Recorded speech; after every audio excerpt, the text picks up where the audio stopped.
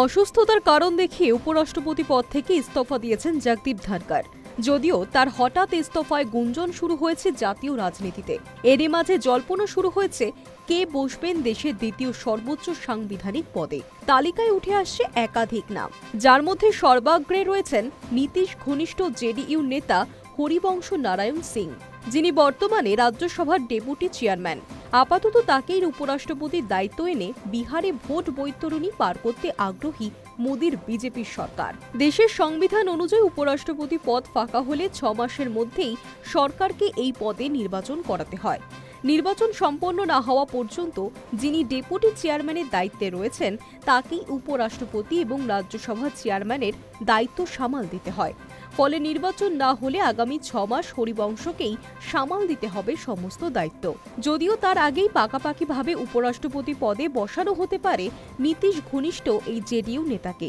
রাজনৈতিক মহলের অনুমান চলতি বছরের শেষেই বিহারে বিধানসভা নির্বাচন। সেই নির্বাচনকে পাখির চোখ করে বিহারকে খুশি করতে নীতিশের প্রিয় পাত্র হরিবংশের ঝুলিতে যেতে পারে দেশের দ্বিতীয় সর্বোচ্চ সাংবিধানিক পদ। যদিও একা হরিবংশ নন, সম্ভাব্য তালিকায় রয়েছে আরও একাধিক নাম।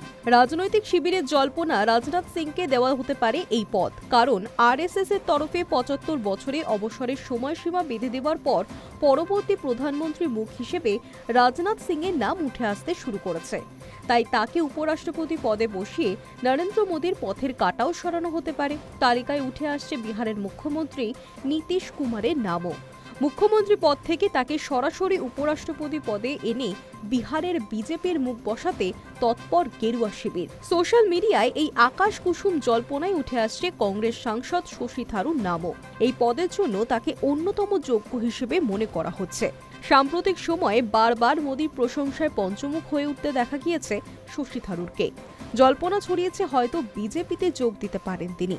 এই পরিস্থিতিতে খাতায় কলমে কংগ্রেস সাংসদ শশীকে এই পদে বসিয়ে গণতান্ত্রিক হিসেবে নিজেদের তুলে ধরতে বেনজির পদক্ষেপ নিতে পারে মোদীর সরকার। High news network.